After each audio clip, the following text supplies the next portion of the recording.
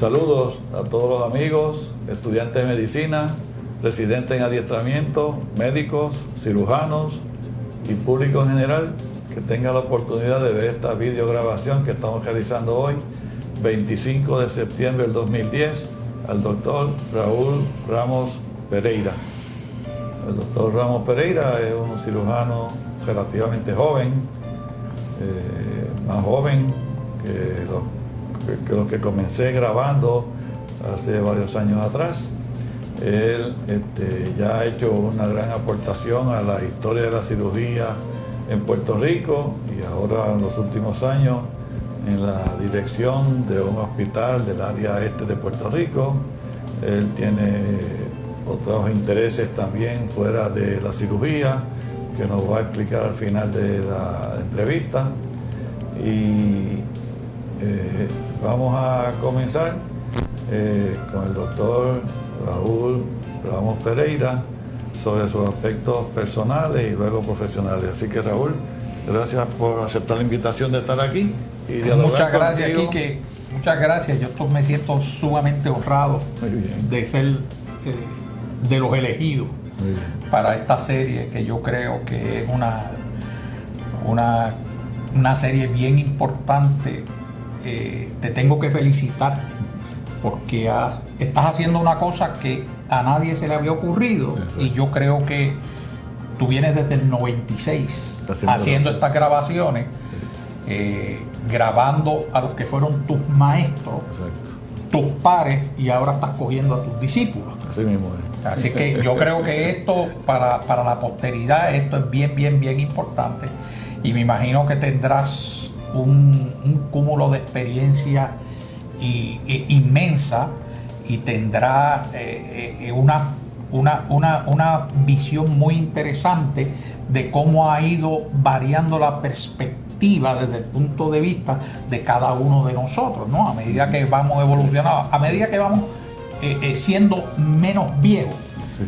El que entrevistaste hace 10 años tiene que tener una visión completamente distinta a la mía. Y una experiencia diferente. Y unas experiencias diferentes. Sí. Pues mira, Quique, yo nací el 23 de julio de 1947 en el Hospital Monteflores. Aquí en Santurce. En Santurce, que según me dicen mis padres, era un hospital muy elegante, muy fino, era un hospital La Crema.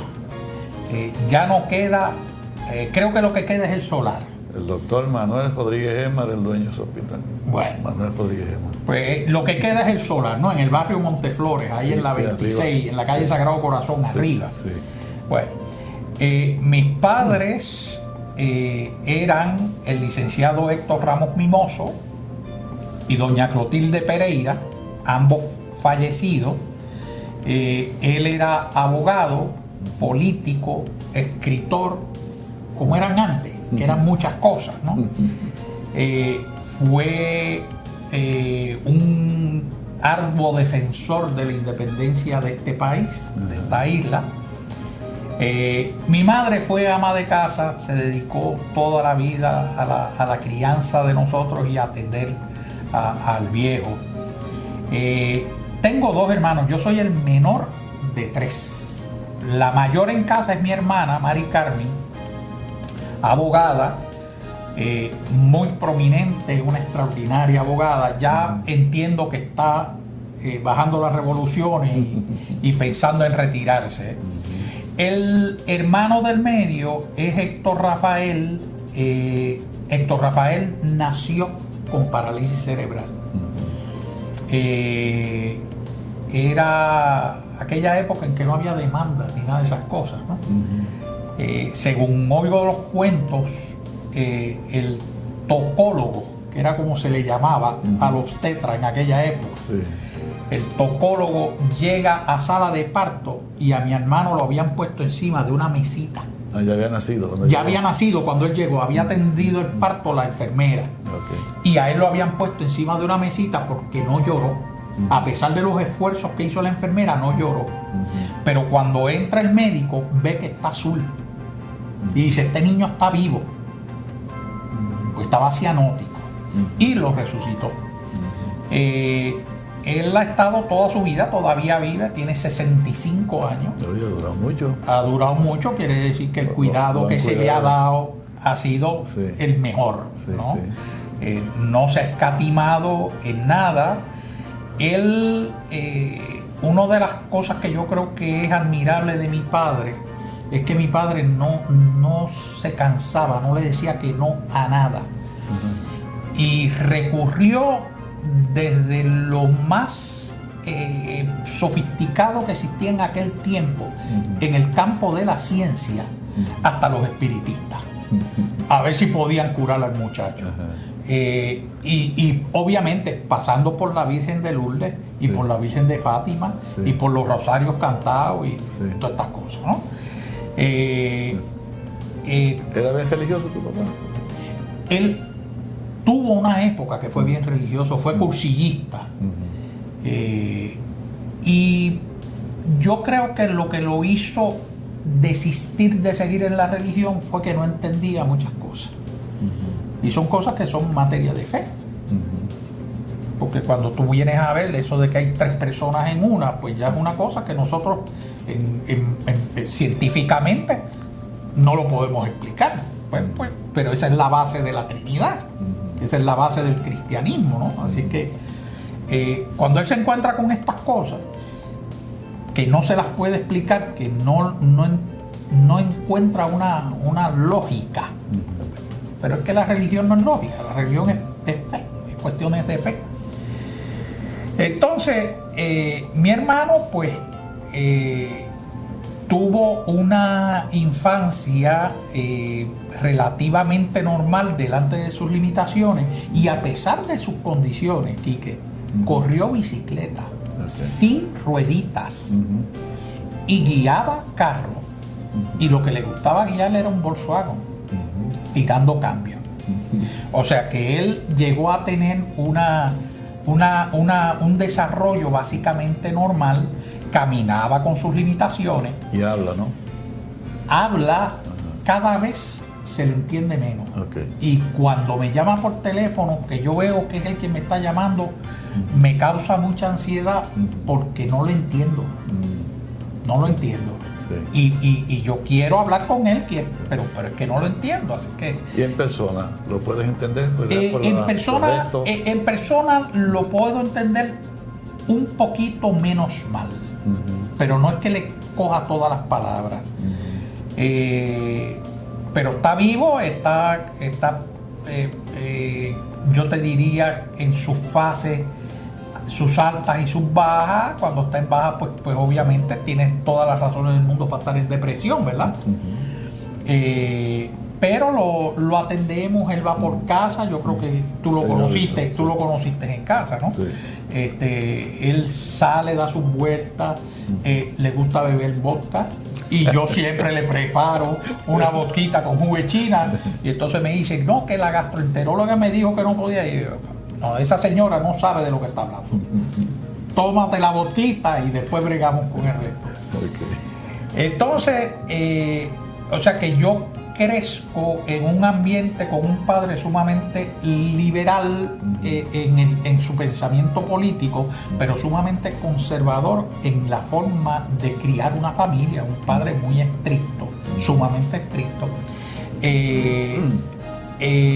Y hago mis estudios primarios en la Academia San José de Villa Caparra, que era donde vivíamos. Y estuve allí hasta 9º grado, que me votaron. Y me votaron porque el cura director de la escuela decidió que iba a ser la escuela superior solamente para señoritas, para niñas. Y yo estaba en primer año de escuela superior.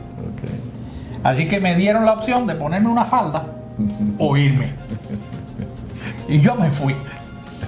Me gradué de la Escuela Superior de la Universidad de Puerto Rico en el 1965 y entré entonces a la Universidad de Puerto Rico, entré a la Facultad de Administración Comercial, de donde me gradué, con una concentración en Administración, minor en Estadística y Finanzas. Y esto te lo menciono porque esto más tarde va a tener cierta importancia. Okay. Entonces me voy a trabajar y me acuerdo que caí accidentalmente, y te digo accidentalmente porque entré a la oficina de personal de lo que era la ITT, Puerto Rico Telephone Company, en aquella época, accidentalmente, porque yo lo que salí de casa fue a comprar la pieza de un carro que estaba arreglando. Y dije, ya que estoy aquí, déjame entrar allí. Entré con maones sucios, con t-shirt toda llena de grasa, y pedí la solicitud, me la dieron y me dijeron, pues mira, precisamente está empezando un grupo de lo que se llamaban Management Trainees, que son jóvenes recién graduados para poder hacer los futuros administradores de la telefónica. Parece que la ITT estaba pensando dejar la gerencia en manos nativas. Okay. Y yo entro a ese grupo de estudiantes, que había grupos de ingenieros, había grupos de todas las especialidades que la telefónica podía necesitar. Y entonces estoy con ellos 3 años.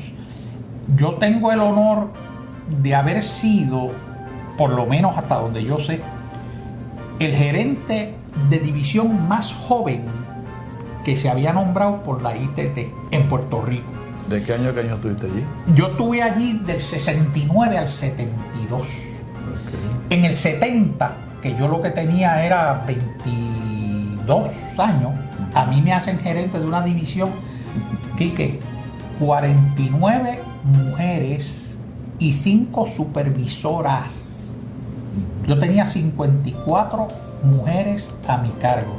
Y era un trabajo sumamente interesante porque lo que hacíamos básicamente era facturar las llamadas de larga distancia que no se podían facturar, o llamadas de larga distancia que los abonados protestaban. Y nosotros investigábamos esas llamadas. Ahí cogimos gente que no te voy a decir nombres por razones obvias, pero personalidades de alto copete que le daban a la operadora. En aquel entonces, tú sabes, había que llamar a la operadora, le daban números de teléfono falsos y se lo facturaban pues a otro, y aquel otro chillaba. Y cuando averiguábamos quién era, mira, pasa por aquí. Y generalmente venían mansititos y se le cobraba. Y había en la telefónica, había una estación de teléfono público fantasma. Fantasma porque la estación no existía, ese teléfono público no existía. Ese teléfono público era por donde iba a entrar los dineros que se le cobraban a estos señores y alguna que otra señora. Se le cobraban dinero de llamadas telefónicas fraudulentas y había que ingresarlas por algún sitio, ¿no? Pues PayStation 5 era un teléfono público, el número 5, y por allí se metían esos dineros y se le instruía a estos abonados pues que podrían cambiar sus hábitos de fraude telefónico porque ya estaban fichados. Te estoy hablando de gente, Quique, ejecutivos de compañía que habían comprado a empleados de la telefónica las espuelas, los cinturones, y se trepaban en los postes y se conectaban en cualquier terminal que encontraran en ese poste a hacer llamaditas telefónicas. Obviamente, si no las podían hacer de su casa, era porque no se podía hacer de su casa, pues que se la cobren a uno. Entonces, en el 1972 surge un neurocirujano en el Hospital St. Barnabas, en el Bronx, y empieza a hacer una cirugía con la cual él curaba el Parkinson. El doctor Irving Cooper.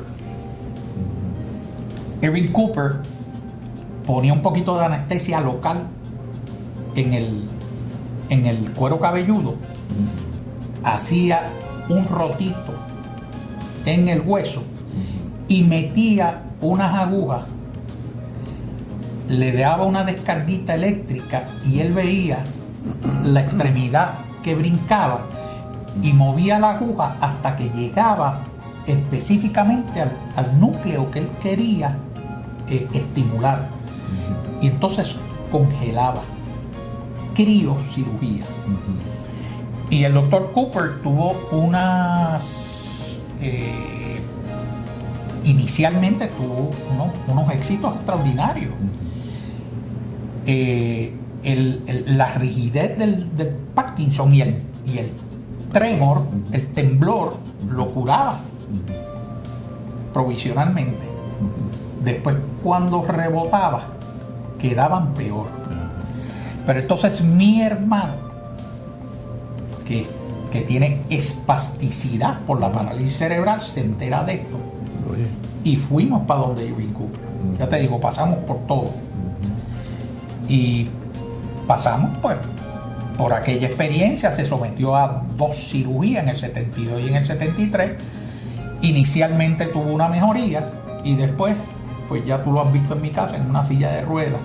Mientras inicialmente corría bicicleta sin rueditas y guiaba su automóvil. Ya, pues aquello tuvo un rebote. A pesar de esto, Quique, mi hermano Héctor le manda un cheque todos los años a la Fundación Irving Cooper de $25. Todos los años. Sí. O sea que no se guarda ningún rencor. O sea, se trató, no funcionó. Pero esto trataron con las agujas, no cirugía abierta, ¿no? No, fueron 2. La primera fue con las agujas. Con las agujas. Y fue bastante marcado ver el cambio de la espasticidad que él tenía en las manos, cómo él aflojó los dedos, fue al principio aquello fue bastante notable, la mejoría. Después, la segunda operación abrió para traquetear en el cerebelo. Aquello fue la debacle y eso me estimula a mí a estudiar medicina. Digo, yo tengo que averiguar qué fue lo que pasó ahí. Yo tengo que averiguar qué fue lo que pasó ahí. Regreso a la Universidad de Puerto Rico y aquel año y un verano fue bastante fogoso porque como ya yo tenía mi bachillerato, yo iba a la universidad solamente a coger las ciencias. Yo cogí en un verano, en el verano del 72, yo cogí las 2 químicas generales para empezar en agosto con un programa relativamente suave. Química orgánica, física, matemática y biología. Cada una de ellas con sus laboratorios. O sea que yo llegaba allí a las 8 de la mañana y salía a las 5 de la tarde. Y eso fue un año. Entonces voy a entrevista para entrar a la escuela de medicina. Y recuerdo que el recibimiento que yo tuve fue: no, usted a la Universidad de Puerto Rico no puede ir porque usted es muy viejo.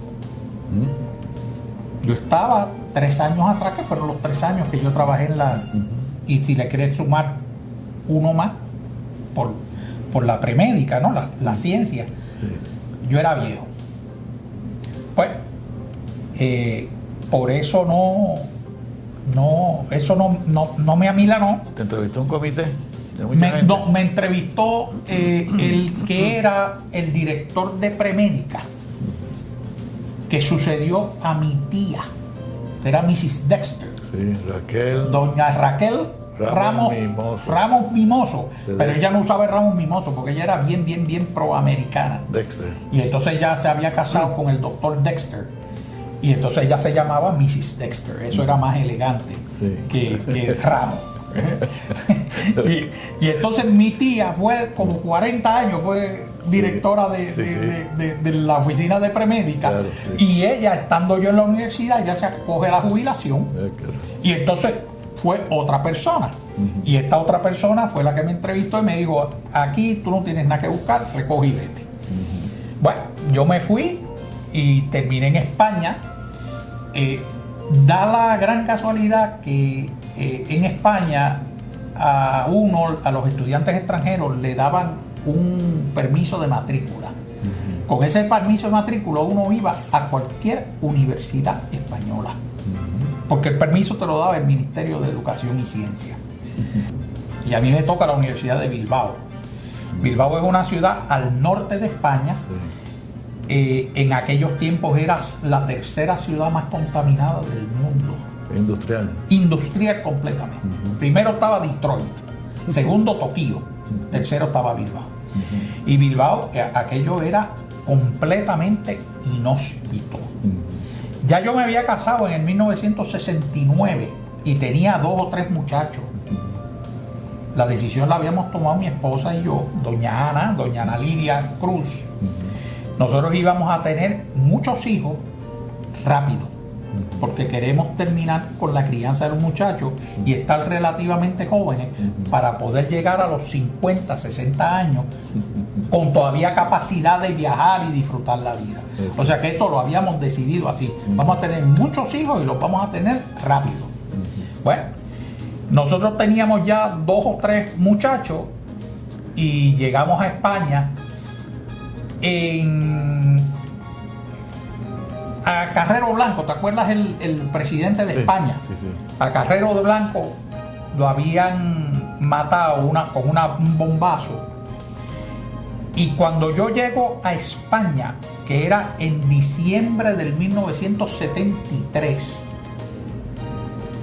es la primera vez que yo veo una ametralladora en la vida real. O sea, el aeropuerto de Madrid, Barajas, aquello estaba lleno de policía. Yo había llegado, qué sé yo, unos días después del asesinato de Carrero Blanco. Y la verdad es que me impresionó.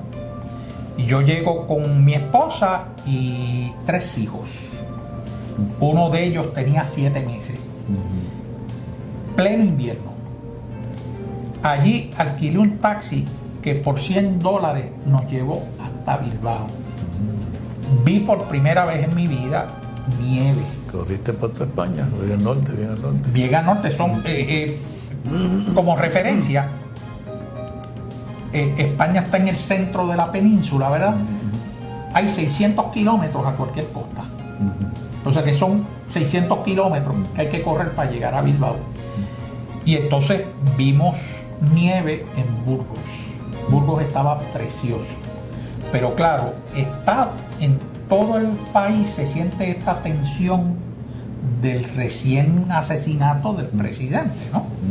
Franco estaba vivo. Sí. Había mucha tensión, mucha. Por fin en Carrilo, en Bilbao, y allí lo pasamos bastante mal por el clima. Nosotros teníamos una colección de cucharitas plásticas, pues los antibióticos venían con la cucharita incluida. Y si no era uno, era el otro, si no el otro. Pero teníamos una colección de cucharitas plásticas de tanto antibiótico que había que darle a los muchachos. Enfermedad respiratoria básicamente, ¿no? Sí. Bronquitis, una quitada y una puesta. Una quitada y una puesta. Yo mismo no hacía nada más que llegar al Bilbao y empezaba a sangrar por la nariz. Eso es, o sea, llegaba a Bilbao y sangrar no era lo mismo. Entonces tuvimos una experiencia bien triste, que uno de los niños tenía, qué sé yo, meses. El segundo varón le da una pulmonía y no respondió a los antibióticos orales. Y yo recuerdo que el pediatra que nos trataba a los niños nos dijo: este niño hay que hospitalizarlo. Entonces yo le pregunté al doctor, yo le dije: doctor, ¿y si yo me llevo a este niño para Puerto Rico, que le cambia el clima, lo saca de este clima frío y húmedo?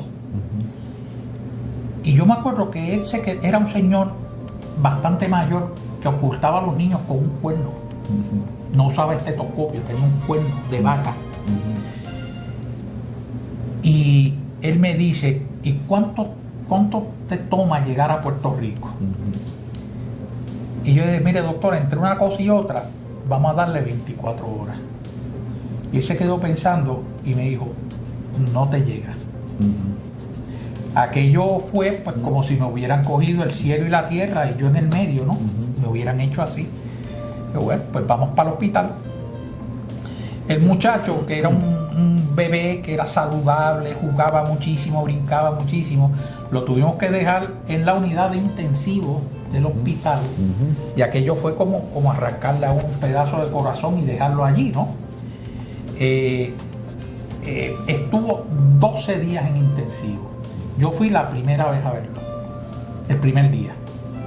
Cuando yo vi a aquel nene amarrado de pies y manos a las barandas de la cunita, y él me miraba por el cristal y se le querían salir los ojitos y llorando, y no, yo no puedo, o sea, no. Ahí me di cuenta que el sexo fuerte son las mujeres. Ahí yo me di cuenta porque la mujer yo la llevaba todos los días y ella subía y veía al bebé y le pasaba la mano y yo me quedaba abajo esperándola. A mí no me daba el corazón para ver aquello. Entonces, a raíz de eso, pues me sirve de estímulo para hacer las diligencias para entrar en la Universidad de Puerto Rico. Y lo que hice fue que solicité lo que en aquel entonces le llamaba el National Board of Medical Examination. ¿Te acuerdas? Que ahora le tienen otro nombre, ¿no? USMLE ahora. USMLE, pero era National Board. Sí, y yo me senté a estudiar. Cogí el board y no solamente lo cogí, sino que lo pasé. Parte 1. En la Universidad de Puerto Rico, tú sabes que siempre en tercer año ha habido bajas de primero y segundo año. En ese año había 11 plazas vacantes. Y te puedo decir que hasta donde yo sé, me cabe el honor de ser el primer estudiante de una universidad española que entra a la Universidad de Puerto Rico a tercer año, lo que se llamaba en castellano de aquella época Advanced Standing. O sea que yo entro a la Universidad de Puerto Rico y es donde me gradúo. O sea, nada más que hiciste 2 años en Bilbao. No, en Bilbao son 3. Hiciste 3. Porque acuérdate que la educación en europea son 6 años medicina, pero esos 6 años incluye lo que corresponde a la premédica de nosotros. O sea que aquí nos toma 8. 4 de bachillerato y 4 de medicina. Allá esos 8 se convierten en 6. Y entonces termino en la Universidad de Puerto Rico, la clase del 80, ahí mismo entro al internado y residencia en cirugía y me gradúo en el 85.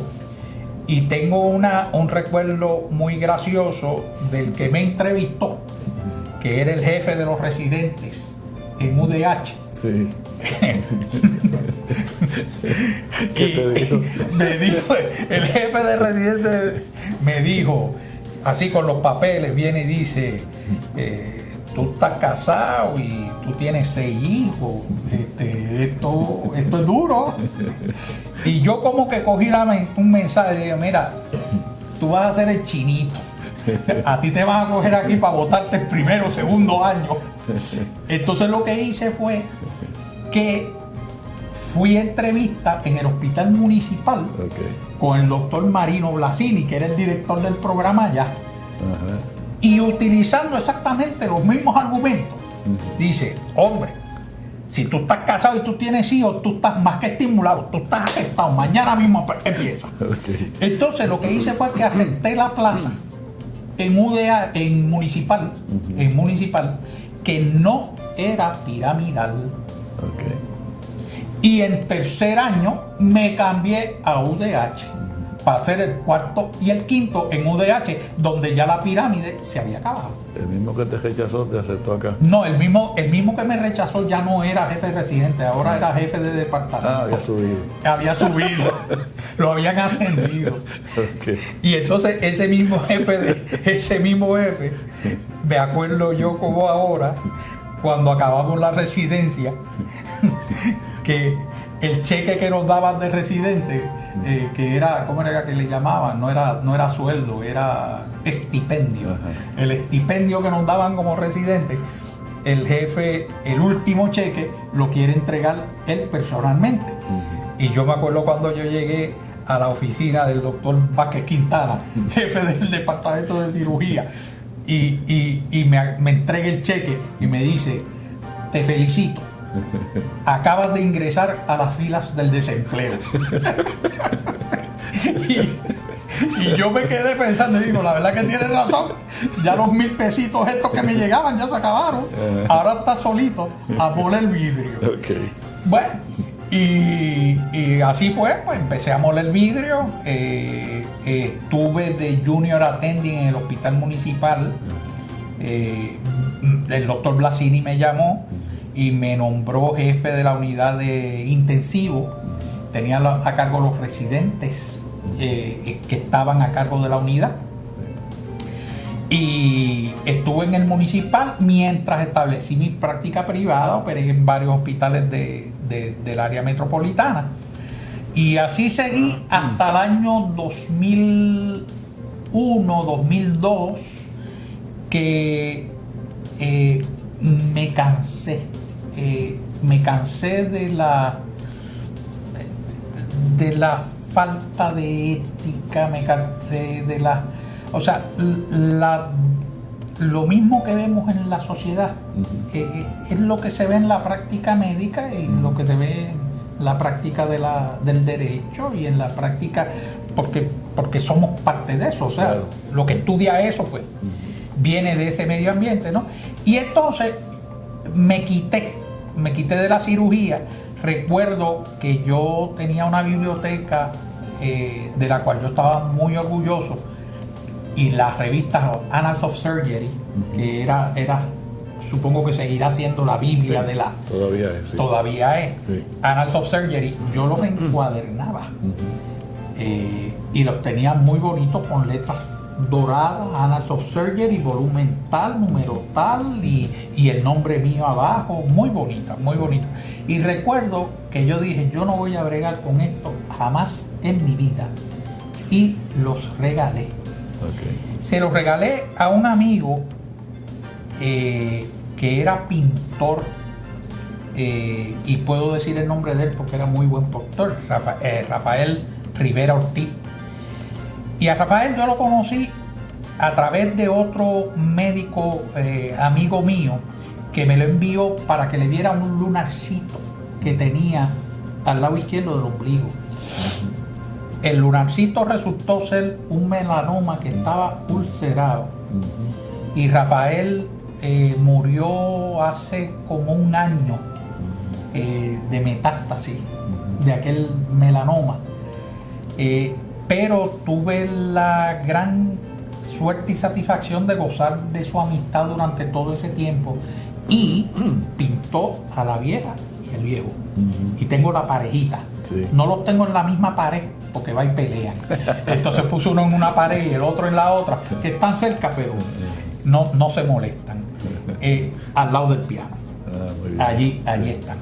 Allí están los dos viejos, ¿no? Además de que tengo otras pinturas de él.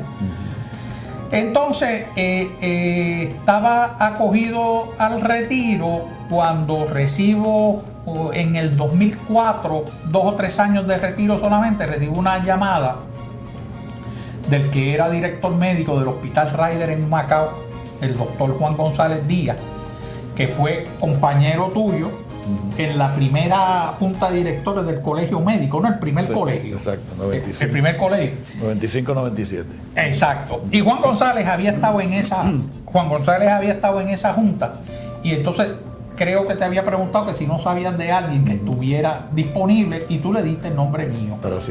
Para cirugía. Okay. Sí, porque Juan, el doctor González había perdido 3 cirujanos en el Ryder, 2 por edad, que se retiraban por edad, y uno que se retiró por demanda, le metieron 3 o 4 demandas en poquitito tiempo, y dijo me voy, y se fue con su papá a los negocios de su papá. Creo que se reinstaló ese cirujano de nuevo, creo que volvió a la práctica, pero de 6 cirujanos que tenía el Hospital Ryder se quedaron con 3, y los 3 que se quedaron gritaron, dieron busca gente. Y entonces ahí es que el doctor Juan González me recluta y yo decido regresar a Ryder, pero siempre estoy pensando de que no sé cuán sabia ha sido la decisión de regresar a hacer lo que yo había renunciado hacía 3 años, ¿no? Sí. Y siempre estaba con esta interrogante cuando surge la oportunidad de asumir la dirección médica del hospital porque Juan González Díaz se retira. Okay. Después de 10 años dirigiendo el hospital, dice, ya yo no quiero. Yo era jefe de departamento de cirugía y había reclutado 2 cirujanos más. O sea que si yo me iba, el departamento quedaba bien. Y estoy recién nombrado director médico del hospital desde marzo, desde el 1 de marzo del 2010, de este año. Y te dije ahorita que había algo importante que te quería mencionar más tarde y llegó el punto. Yo asumí la dirección médica porque yo hice un bachillerato con una administración en administración.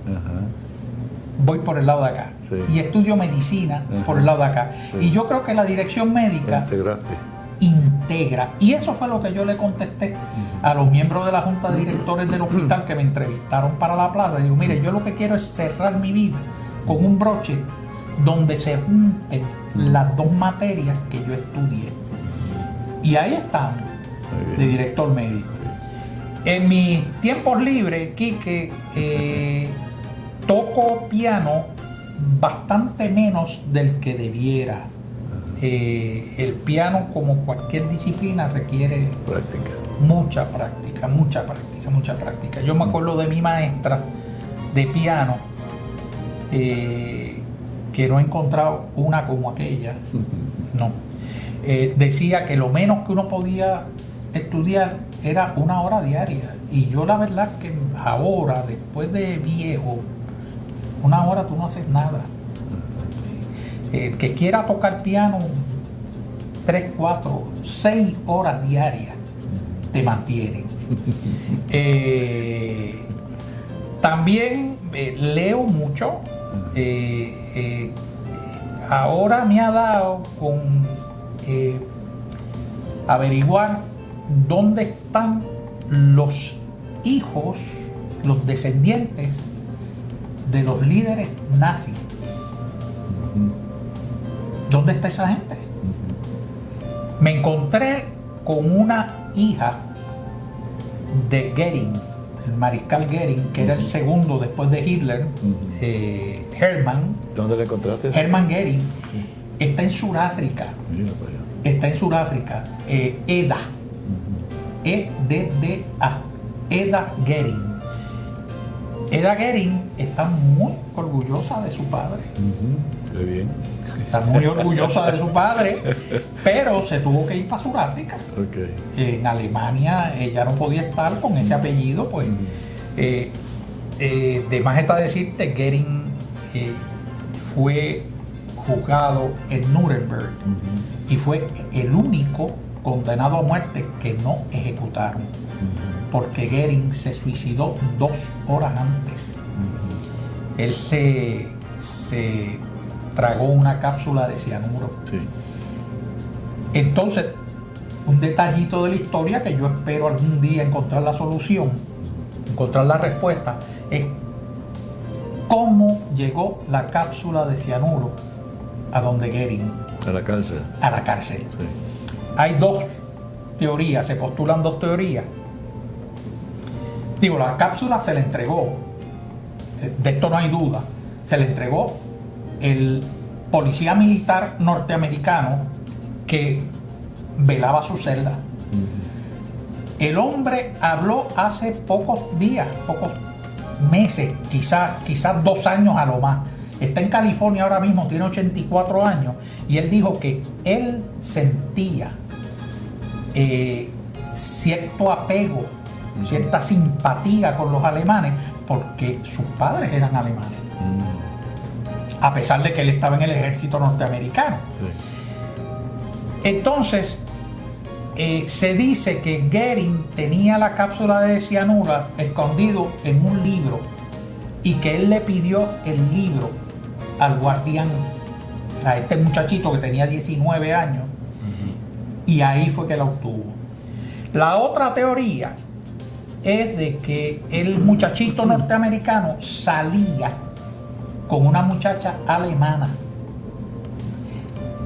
que era simpatizante de Goering y le entregó una pluma. Obviamente en aquella época eran plumas fuentes, ¿verdad? No existía el bolígrafo. Sí. Y dentro de la pluma fuente iba la cápsula de cianuro. Okay. Y que cuando el guardia se la entregó, entonces él se la pudo obtener de la pluma, ¿no? Pero se la tragó 2 horas antes de su ejecución. Fue el único de los enjuiciados en Nuremberg que se libró de la horca. Okay. ¿Y cuántos otros familiares más has encontrado? He encontrado bastante, pero he encontrado algunos.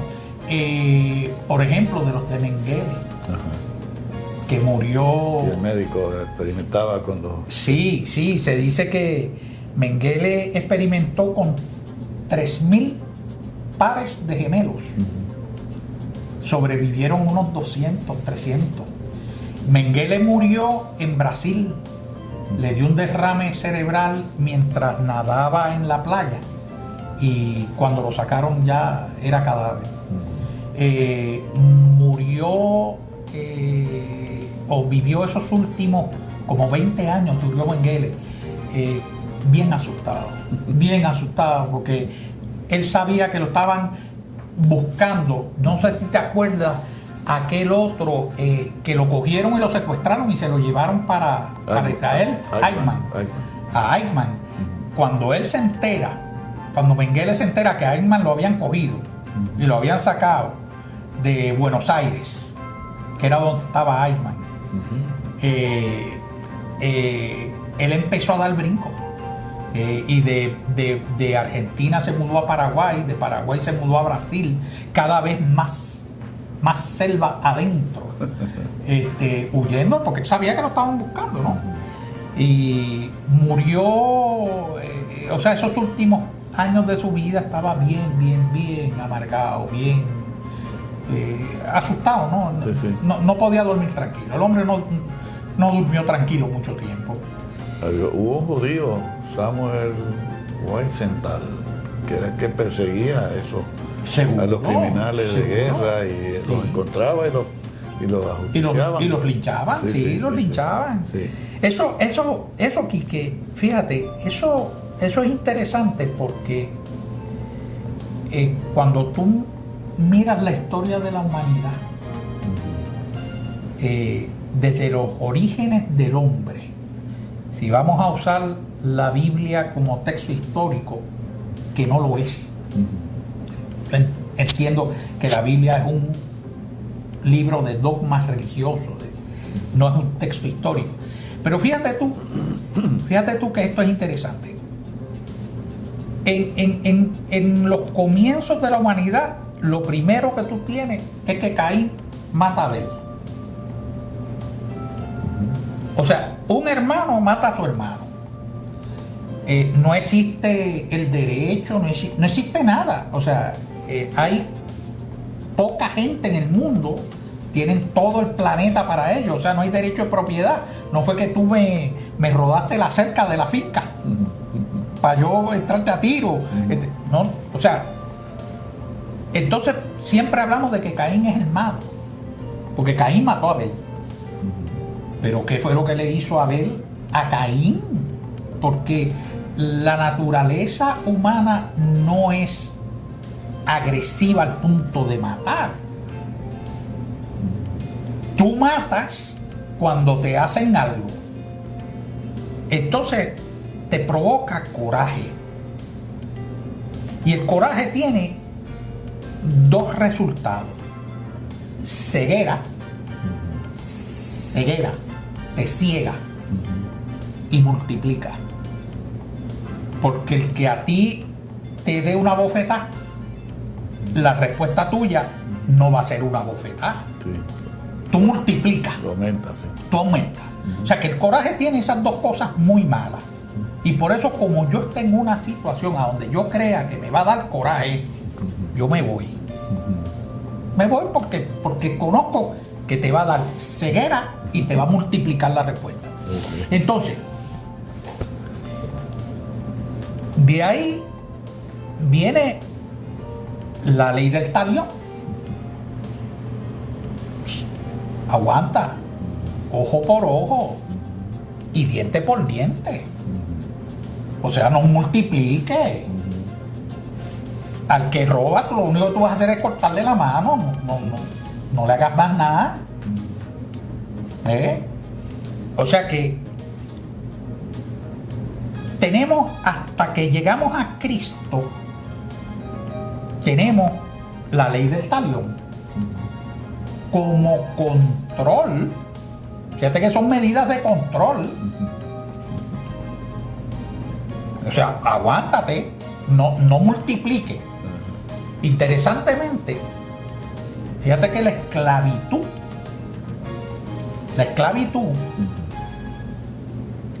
es una señal de progreso social. ¿Por qué? Porque el que está condenado y tú lo vas a matar, él te dice, no me mates, yo te sirvo.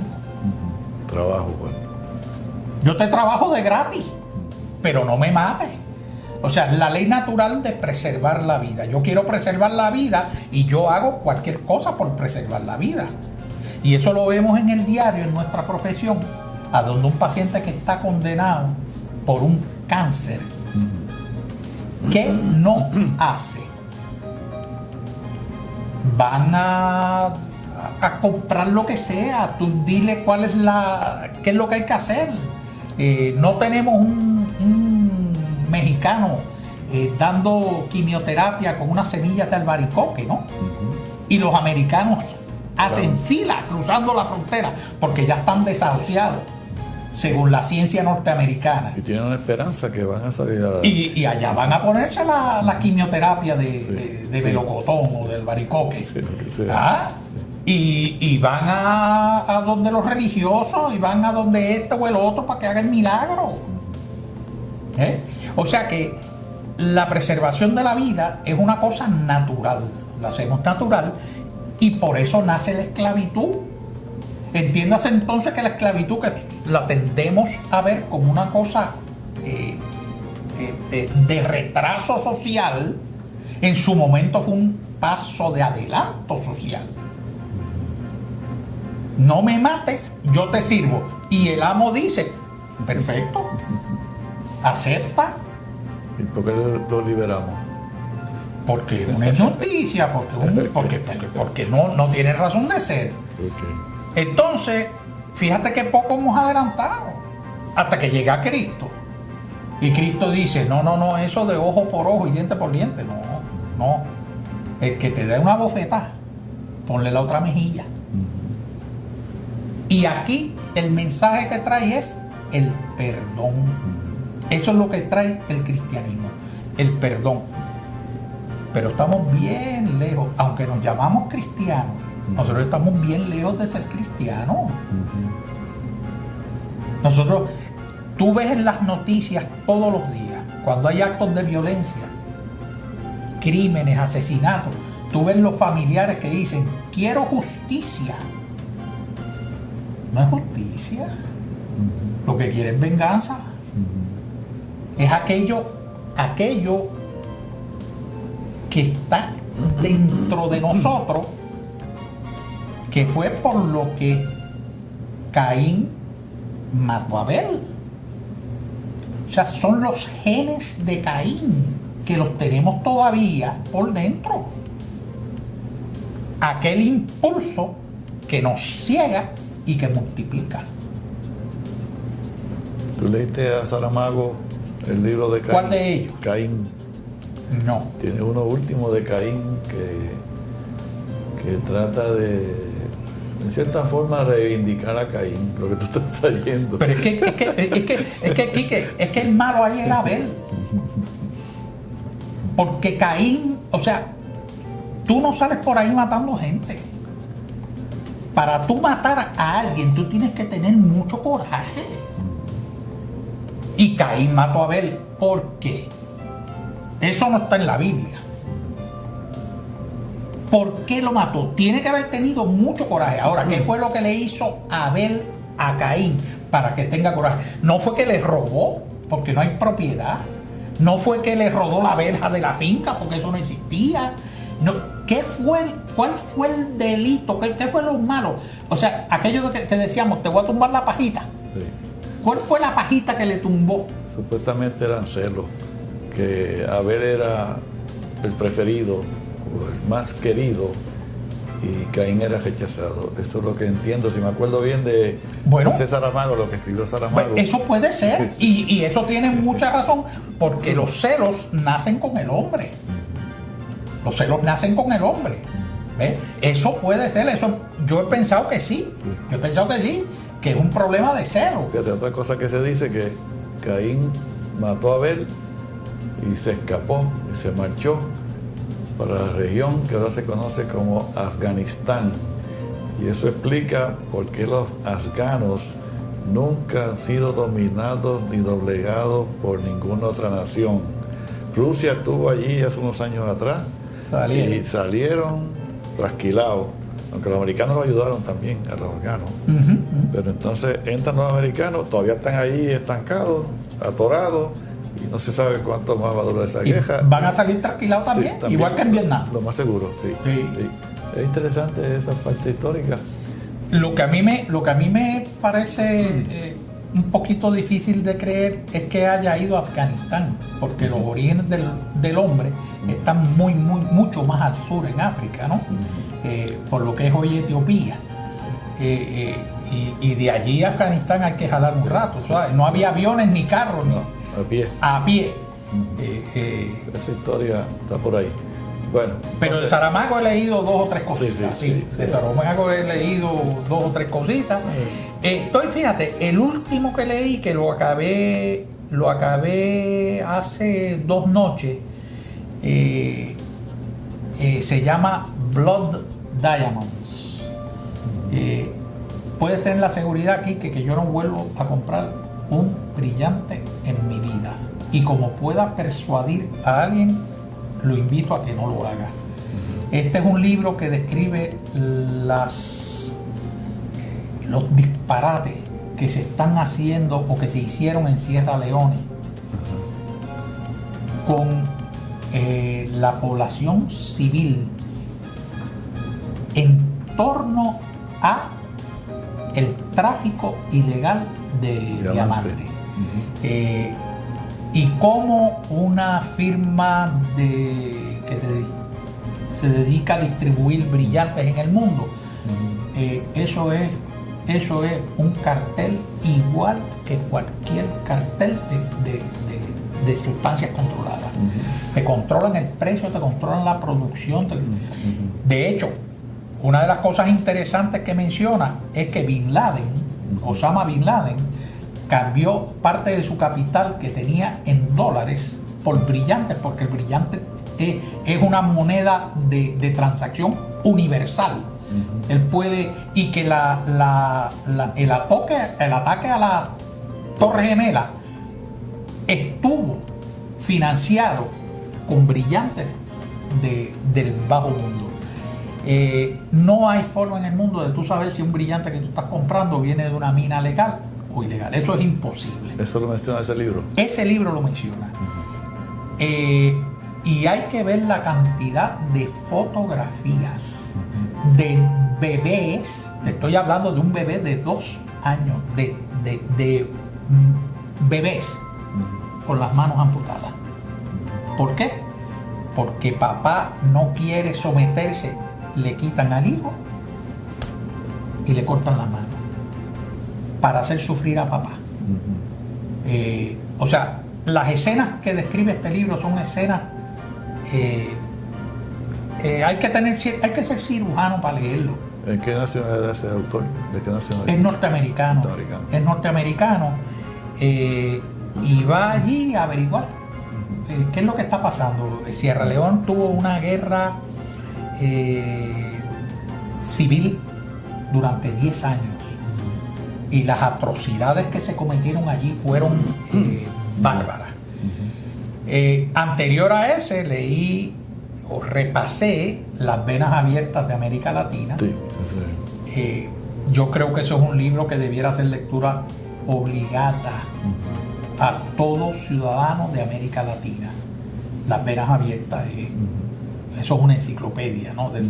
De lo que nos ha pasado.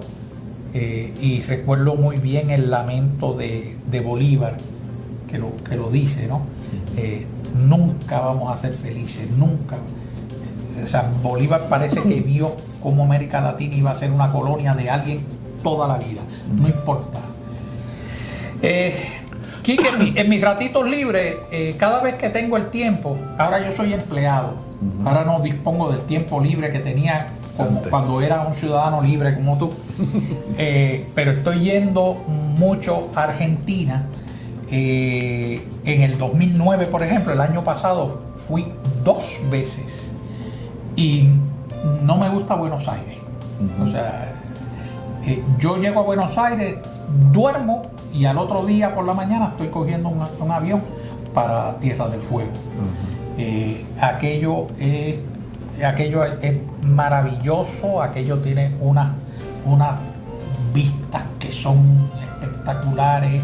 Estás en contacto con la naturaleza, tú ves donde había un glaciar, tú ves los Andes saliendo del fondo del mar, lo ves literalmente.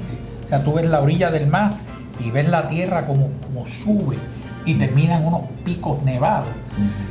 Hay una carretera, que es la carretera nacional número 3 de Argentina, que termina, se acaba la carretera. Y hay un letrero ahí y dice: está usted en el fin del mundo. Se acabó. Allí no hay nada más.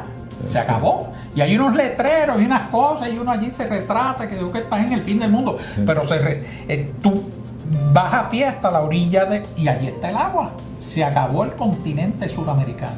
Se acabó. Ya de ahí para allá a nadar para el Polo Sur. Es muy bonito, tienen unas bellezas naturales. El glaciar Perito Moreno, aquello es espectacular. Y tengo en planes llevarme al nieto mayor, que está aquí con nosotros, nos está acompañando.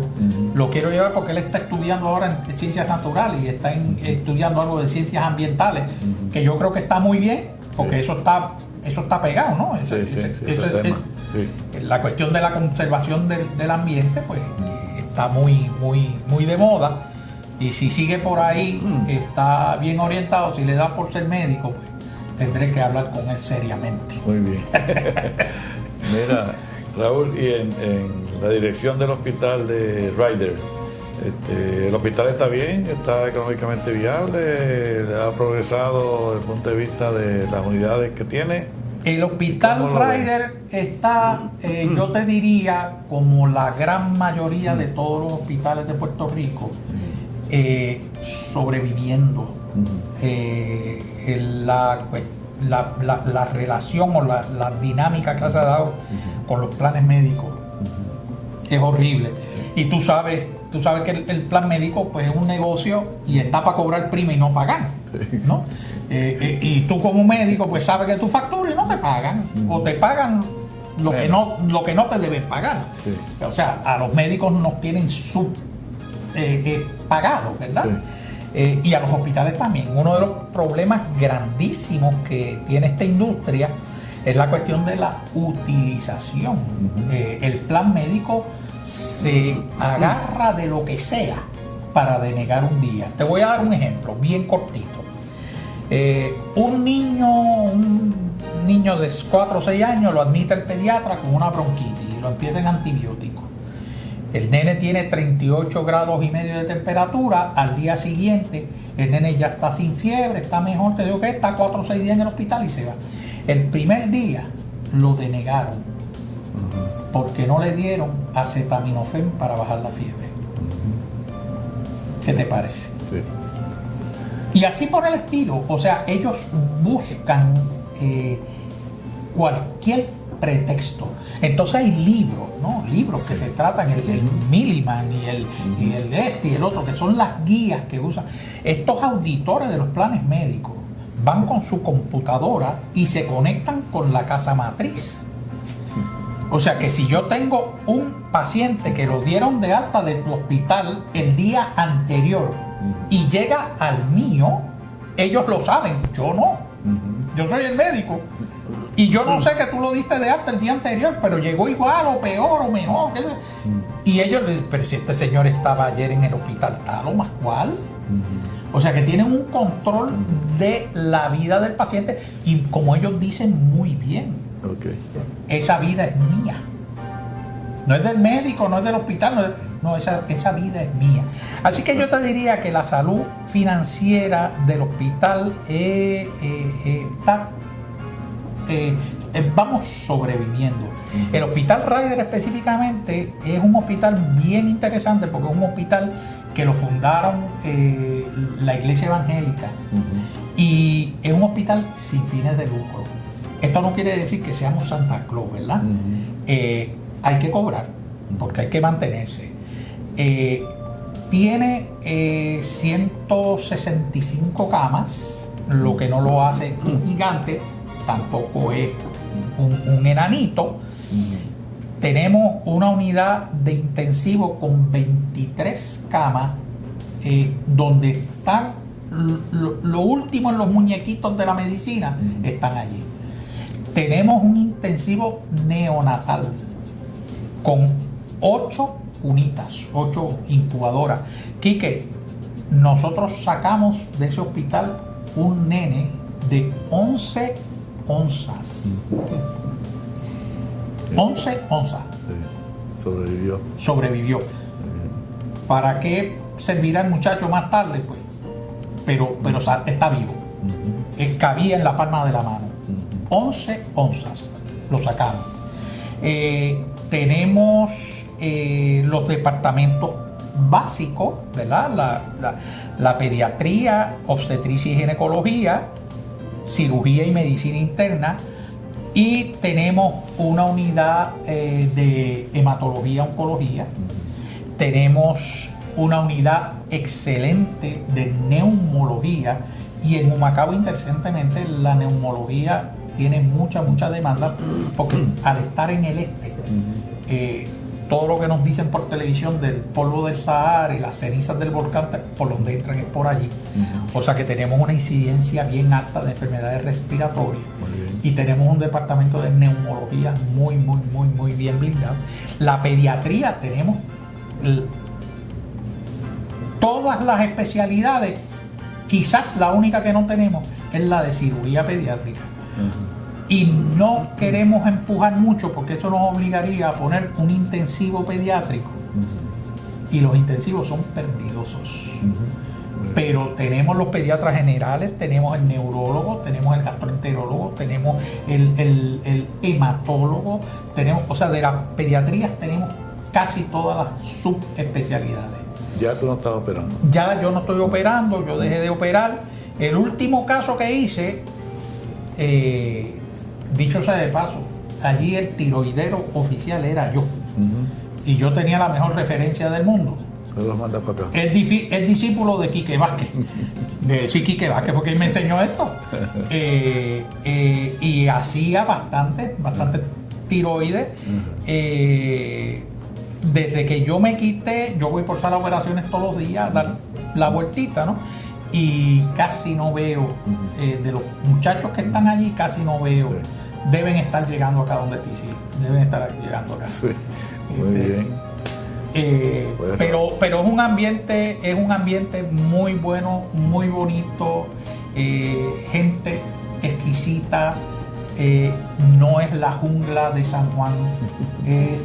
Allí se dan los buenos días, se dan las buenas tardes y se dan las buenas noches.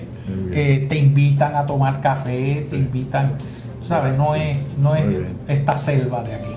Muy bien. Pues Raúl, pues gracias por estar aquí. Veo que estás haciendo muchas cosas importantes y has pasado por unas etapas interesantes de tu vida que ya finalmente has moldeado, como tú has dicho. Ya cerré el broche. Cerraste el aspecto de administración con el de medicina y ha sido exitoso, así que agradecido que hayas estado aquí. Muchas gracias a ti por invitarme, Quique. Que sigas bien. Vamos a ver si esta colección que tú estás haciendo está muy interesante. Se llega, sí, tiene que estar bien interesante. El que más ha aprendido soy yo. Sí, así es. Muy bien.